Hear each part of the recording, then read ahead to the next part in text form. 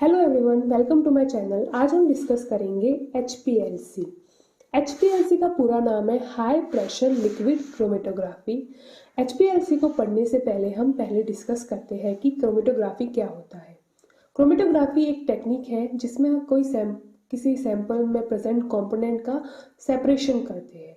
तो ये एक टाइप की सेपरेशन टेक्निक होती है और HPLC क्रोमेटोग्राफी का ही एक टाइप होता है जिसमें हम हाई प्रेशर का यूज़ करते हैं और जो मोबाइल फेज यूज़ करते हैं वो लिक्विड होता है। अब मोबाइल फेज क्या होता है और लिक्विड क्यों होता है ये हम जब HPLC का प्रोसेस पढ़ेंगे तब देखेंगे, तब आपको समझ में आएगा कि मोबाइल फेज क्या होता है। HPLC का हम मोस्टली यूज़ किसी भी सैंपल में प्रेजेंट कंपोनेंट का आइडेंटिफिकेशन करने के लिए यूज़ करते हैं। फिर उसका अगर हमें क्वांटिटी निकालनी है तो उसके लिए भी HPLC का यूज़ करते हैं। HPLC एक पोलैरिटी बेस्ड सेपरेशन टेक्निक होती है जिसमें हम सैंपल में प्रेजेंट कंपोनेंट की पोलैरिटी के अकॉर्डिंग उनका सेपरेशन करते हैं। अगर जैसे कि कोई सैंपल हमारे पास है और उस सैंपल में जैसे कि पोलर और नॉन पोलर कंपोनेंट प्रेजेंट है तो उन पोलर और नॉन पोलर कंपोनेंट के अकॉर्डिंगली हम उनका सेपरेशन करेंगे। अब पोलर कंपोनेंट क्या होते हैं, जो वाटर लविंग होते हैं और वाटर में इजीली मिक्स हो जाते हैं। जैसे कि कोई भी आप आयनिक कंपाउंड ले लो, वो क्या होता है, पानी में इजीली मिक्स हो जाता है। और नॉन पोलर क्या होते हैं, जो पानी में इजीली मिक्स नहीं होते। जैसे कि ऑयल ऑयल क्या होता है, पानी में मिक्स नहीं होता, पानी के ऊपर तैरता रहता है, कभी मिक्स नहीं होता। तो इस तरह के जो ऑर्गेनिक कंपाउंड्स होते हैं वो नॉन पोलर कंपाउंड्स होते हैं। नॉन पोलर को हम हाइड्रोफोबिक कंपाउंड्स भी कहते हैं और पोलर को हाइड्रोफिलिक कंपाउंड भी कहते हैं। अब हम डिस्कस करेंगे HPLC का प्रोसेस। सबसे पहले हम सैंपल लेंगे। सैंपल कुछ भी हो सकता है जिसे हमें सेपरेट करना है। ओके, उसके बाद हमारे पास एक ट्यूब लाइक स्ट्रक्चर होती है जिसे हम कॉलम कहते हैं। कॉलम में हम एक मटेरियल को फिल कर देते हैं जिसे कि हम स्टेशनरी फेज कहते हैं। इससे यहाँ पर स्टेशनरी फेज को हम इसके नाम से समझ सकते हैं कि वो मटेरियल या वो चीज़ जो मूव नहीं करती उसे हम स्टेशनरी बोलते हैं। तो वैसा ही मटेरियल जो कि कॉलम में फिल हो जाता है और कॉलम तो बंद हो जाता है, उसके बाद उसके अंदर स्टेशनरी फेज भरा हुआ रहता है तो मटेरियल मूव नहीं कर सकता, इसलिए हम इसे स्टेशनरी फेज बोलते हैं। और HPLC में जो स्टेशनरी फेज यूज होता है उसे हम वो सिलिका बेस्ड होता है। ओके, और ये स्टेशनरी फेज सॉलिड होता है और हाइड्रोफोबिक होता है, यानी कि वाटर को अट्रैक्ट नहीं करता। नेक्स्ट है हमारे पास मोबाइल फेज। मोबाइल फेज, इसको भी हम नाम से समझ सकते हैं कि वो चीज जो कि मूव करती है, जिसमें मूवमेंट होता है, उसे हम मोबाइल बोलते हैं। तो इसमें भी जो चीज इस कॉलम, जो भी मटेरियल इस कॉलम से होकर गुजरेगा या पास होगा वो मोबाइल फेज कहलाता है। और HPLC में ये मोबाइल फेज लिक्विड होता है, इसीलिए HPLC का नाम क्या है, high pressure liquid chromatography. Liquid इसीलिए यूज किया क्योंकि इसका मोबाइल फेज क्या है, लिक्विड है। अब मोबाइल फेज का कॉम्पोजिशन क्या होता है, इसमें 90% वाटर होता है और 10% ऑर्गेनिक मैटर होता है। और ये जो मोबाइल फेज होता है ये क्या होता है, हाइड्रोफिलिक। यहाँ पे 90% वाटर है मतलब हाइड्रोफिलिक ही होगा। नेक्स्ट होता है कॉलम से अटैच्ड एक डिटेक्टर होता है जो क्या करता है, जो भी मिक्सचर इस कॉलम से होकर बाहर गुजरता है उसे हम एल्यूट बोलते हैं। तो ये डिटेक्टर क्या करता है, एल्यूट को डिटेक्ट करता है कि उसमें कौन से कंपोनेंट्स है, मतलब सैंपल में कौन से कंपोनेंट प्रेजेंट है उनको डिटेक्ट करता है और फिर सिग्नल रिकॉर्डर को भेजता है। रिकॉर्डर क्या करता है, उसके अकॉर्डिंगली, रिकॉर्डर मतलब कंप्यूटर सिस्टम, ठीक है, उसमें क्या करता है कि ग्राफ बनाता है, ग्राफ में पिक्स फॉर्मेशन करता है।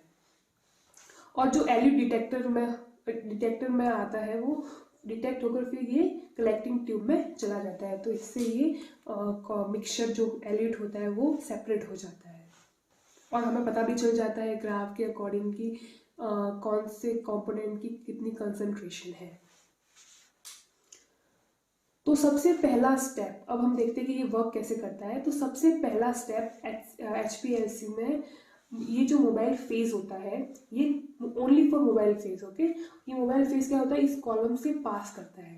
मोबाइल फेज हमें पता है क्या है, हाइड्रोफिलिक। और जो वो कॉलम में जो भी मटेरियल भरा हुआ है स्टेशनरी फेज वो क्या है, हाइड्रोफोबिक। तो हाइड्रोफोबिक और हाइड्रोफिलिक कंपोनेंट कभी भी रिएक्ट नहीं करते हैं, ना ही एक दूसरे से बॉन्ड बनाते हैं।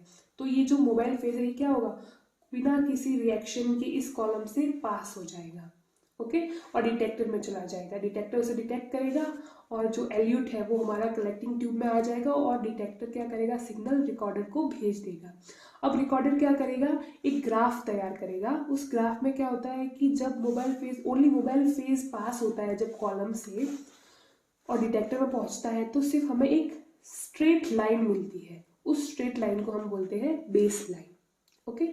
अब नेक्स्ट स्टेप क्या होता है कि ये मोबाइल फेज इस पंप से कॉलम से जुड़ा हुआ होता है, तो ये इस पंप से ये कॉलम में जाता है।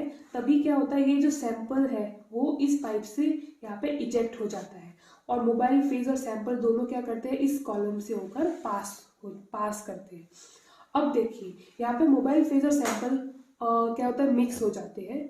अगर सैंपल में अगर कोई हाइड्रोफिलिक कंपोनेंट प्रेजेंट है तो वो क्या होगा, मोबाइल फेज में मिक्स हो जाएगा।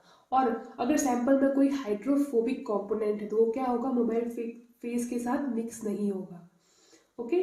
तो अगर कोई हाइड्रोफिलिक कंपोनेंट है तो मोबाइल फेज के साथ मिक्स हो जाएगा और वो कॉलम के अंदर से गुजर जाएगा, क्योंकि कॉलम में क्या है, हाइड्रोफोबिक है, हाइड्रोफोबिक एनवायरमेंट है।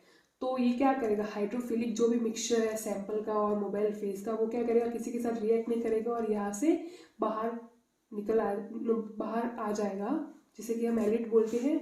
अब ये डिटेक्टर के पास चला जाएगा। डिटेक्टर क्या करेगा, डिटेक्ट करेगा रिकॉर्डर से, और अब हमें जो ग्राफ मिलेगा उस ग्राफ में हमें एक पीक मिलेगी, यानी कि मोबाइल फेज के साथ अब हमारे पास सैंपल के कुछ कंपोनेंट भी है।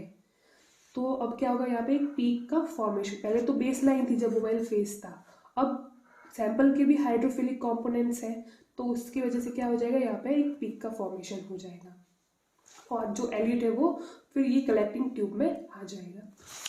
तो यहाँ पे हम कह सकते हैं कि मोबाइल फेज क्या है, जो भी हाइड्रोफिलिक कंपोनेंट है वो क्या होंगे, फास्ट मूव कर जाएंगे। अब अगर सैंपल में कोई हाइड्रोफोबिक एलिमेंट प्रेजेंट है, कंपोनेंट प्रेजेंट है, तो वो क्या करेगा, कॉलम में जो स्टेशनरी फेज के जो मॉलिक्यूल्स हैं उनके साथ क्या करेगा, वो बॉन्ड बना देगा।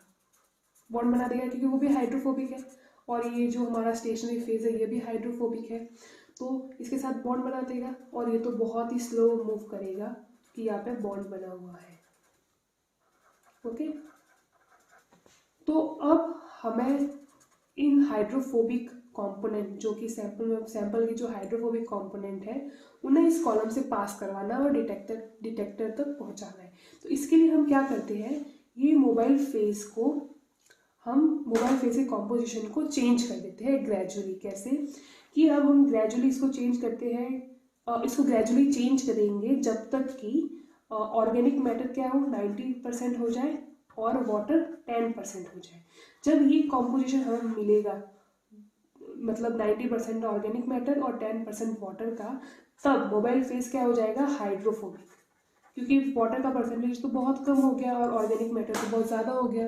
तो ऑर्गेनिक मैटर हमेशा याद रखना कि ऑर्गेनिक मैटर होते हैं वो मोस्टली हाइड्रोफिलिक नहीं होते, वो हाइड्रोफोबिक होते हैं। तो ये मोबाइल फेज हाइड्रोफोबिक हो गया। अब ये हाइड्रोफोबिक मोबाइल फेज जब कॉलम से अगेन पास करेगा तो जो सैंपल के हाइड्रोफोबिक कंपोनेंट स्टेशनरी फेज के साथ जुड़े हुए थे वो अब क्या करेंगे, मोबाइल फेज के साथ मिक्स करेंगे, उसकी मिक्सिंग हो जाएगी और मोबाइल फेज के साथ ये जो भी हाइड्रोफोबिक सैंपल के कंपोनेंट्स हैं इस कॉलम से बाहर निकलकर डिटेक्टर तक पहुंच जाएंगे। और ये एल्यूट अब क्या करेगा, डिटेक्टर में जाएगा, डिटेक्टर डिटेक्ट करेगा, रिकॉर्डर क्या करेगा, ग्राफ में अब एक और पिक बना देगा। इस तरह से हमें दो पिक मिल जाती है, एक तो हाइड्रोफोबिक के लिए और एक हाइड्रोफिलिक के लिए। और जो एलिट होगा वो यहाँ पे कलेक्ट हो जाएगा कलेक्टिंग ट्यूब में। तो ये पूरा प्रोसेस था HPLC का। अब रिकॉर्डर क्या करता है, ग्राफ का फॉर्मेशन करता है। अब ग्राफ में क्या होता है कि एक्स एक्सिस पे हम लेते हैं रिटेंशन पीरियड और वाई एक्सिस पे लेते हैं कंसंट्रेशन, ओके। तो इस ग्राफ में जो फर्स्ट पीक होती है वो किसकी होती है, हाइड्रोफिलिक कंपोनेंट की, जो कि मोबाइल फेज में प्रेजेंट था। हाइड्रोफिलिक कंपोनेंट हो गया। तो इससे हमें क्या पता चलता है कि जो हाइड्रोफिलिक कंपोनेंट सैंपल के है उनका रिटेंशन पीरियड क्या है, हाइड्रोफोबिक कंपोनेंट से कम है। यानी कि कॉलम में वो हाइड्रोफोबिक कंपोनेंट से कम टाइम तक वो कॉलम में थे। यानी कि सबसे फर्स्ट हमने देखा था कि सबसे पहले हाइड्रोफिलिक कंपोनेंट बाहर निकल जाते हैं, तो इससे पता चलता है कि इनका रिटेंशन पीरियड कम था कंपेयर टू हाइड्रोफोबिक। हाइड्रोफोबिक का क्या है, रिटेंशन पीरियड हाई हो जाता है। और अब इसका जब हम इस पीक का जो एरिया निकालेंगे तो हमें हाइड्रोफिलिक कंपोनेंट का कंसंट्रेशन पता चल जाएगा। किस तरह से हमें पता चल जाता है कि HPLC में पोलैरिटी के अकॉर्डिंगली हम जो कंपोनेंट्स हैं उनको सेपरेट कर देते हैं।